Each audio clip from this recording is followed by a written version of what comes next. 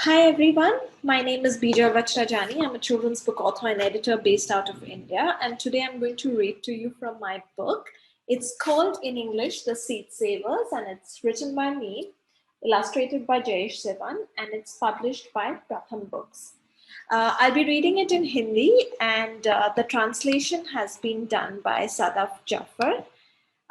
So this story is based on a seed bank that I visited in Orissa, where these women had come together to protect their seeds, organic seeds, and they called the seed guardians because of what they do. And so we decided to call the books the Seed Savers. So over here, as you can see, there's a QR code where you can scan and read this book for free in multiple languages. It's all under Creative Commons. So yes, let's begin. कपास उगाने वाले किसान बहुत चिंतित हैं। पिछले साल उनकी फसल अच्छी नहीं थी। अब गर्मी आ गई, ये कपास के बीज बोने का समय है। लेकिन उनके गांव में स्थानीय और जैविक यानी ऑर्गेनिक बीज मिलना मुश्किल है। करे तो क्या करे, करे तो क्या करे? विजय सोच में पड़ा है। ये तो बहुत बड़ी समस्या है। नबीता कहती है, बाजार में बीजों की कीमतें बहुत ज्यादा है। उन बीजों की कीटनाशक और रसायनों की भी जरूरत पड़ती है, केतकी ने कहा। विजय बोला, हम ऐसे बीज चाहते हैं जो हमारे गांव की मिट्टी में आसानी से उगे और हमारे मौसम में उपयुक्त हो। करे तो क्या करे, करे तो क्या करे? सुरेश ने उदास होकर कहा, ये तो बहुत बड़ी समस्या है।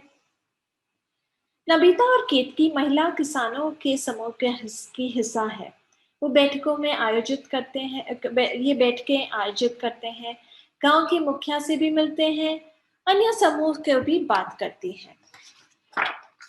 करे तो क्या करे, करे तो क्या करे? सब सोच में पड़े हैं। ये तो बहुत बड़ी समस्या है। कई दिनों तक चली बातचीत के बाद सब खुश दिखते हैं। नबीता कहती है, हम जानते हैं कि क्या करना है। कोई भी समस्या बहुत बड़ी नहीं होती। हम एक बैंक शुरू करेंगे। विजय ने पूछा, एक बैंक? हमारी मदद कैसे करेगा?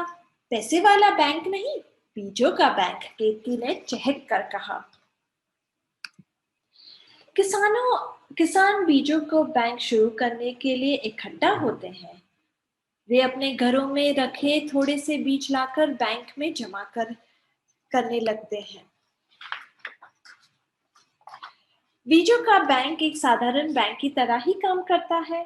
लोग जैसे अपने पैसे जमा करने के लिए बैंक जाते हैं, ठीक वैसे ही बीजों के बैंक में किसान बीज जमा करते हैं। पुराने बीज, स्थानीय बीज, जैविक या ऑर्गेनिक बीज, कपास के बीज, भिंडी के बीज, कद्दू के बीज, धान के बीज, अरहर के दाल के बीज, जी, अन्य अनाज के बीज जमा करने के लिए ढेर सारे बीज। सुमति ने बैंक में 1 किलो कपास के बीज का ऋण दिया। नबीता ने उसको खाते में ध्यान से लिख लिया। कृपा ने 1 किलो धान का बीज बैंक में जमा कर दिया। केतकी ने संभाल कर उसे एक बर्तन में रख दिया।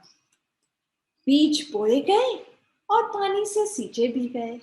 मॉनसून आया और चला गया। अब फसल काटने का समय है। किसानों को इस वर्ष कपास की अच्छी फसल मिली है। वो इस खुशी से खूब धूमधाम से मनाते हैं। सुमति के फसल से ढेर सारे कपास के बीज मिलते हैं। बैंक में 1.5 किलो कपास के बीज जमा करके वो अपने बीज का ऋण को ब्याज के साथ चुकाती है। केतकी ध्यान से रजिस्टर में इसे लिख देती है। नबीता ध्यान से बीजों को बर्तन में रखती है।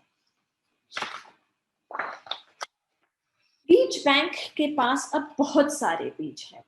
अगले वर्ष के लिए बीज, उसके बाद के साल के लिए बीज और उसके बाद के साल के लिए भी। अब कपास के किसानों में आगे कोई बड़ी मुश्किल नहीं है, क्योंकि इनके बीज का बैंक बहुत बड़ा है। बीज हर जगह है, बैंक में भी और खेत में भी। बीजों से भरा बैंक। हम भोजन और कपड़े के उत्पादन के लिए बीज चाहिए, लेकिन बीज बहुत महंगे हो सकते हैं। कभी चीजों को हाइब्रिड या संकर बीज कहा जाता है। फसल के बाद उन्हें दोबारा बोया नहीं जा सकता और उन्हें फेंक दिया जाता है। कुछ बीजों को उगाने के लिए रसायनों की जरूरत पड़ती है या अनुवांशिक रूप में संशोधित या जेनेटिकली बीज होते हैं। फिर कुछ बीज है जो दुनिया के विभिन्न भागों के लिए से ले जाते हैं और किसी दूसरे क्षेत्र के मिट्टी के लिए उपयुक्त नहीं होते।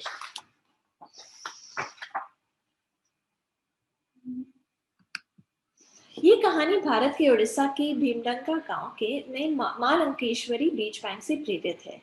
चेतना ऑर्गेनिक नामक एक समूह ये किसानों में अपने कपास और दूसरे बीजों के बचाने के लिए एक बीज बैंक शुरू करने में मदद की। भारत और दुनिया भर के अन्य देशों में में कई किसान बीजों को बचाने के लिए बीज बैंक का स्थापना कर रहे हैं। अक्सर ये बीज बैंक महिलाएं चलाती हैं। वो बीज बैंक से वो बीज या बीज संरक्षक कहलाती है क्योंकि वे बीज की रक्षा करती है।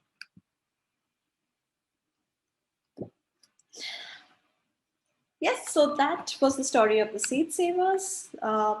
Hope you enjoyed it, and you can go online on storyweaver.org.in to read it. Thank you.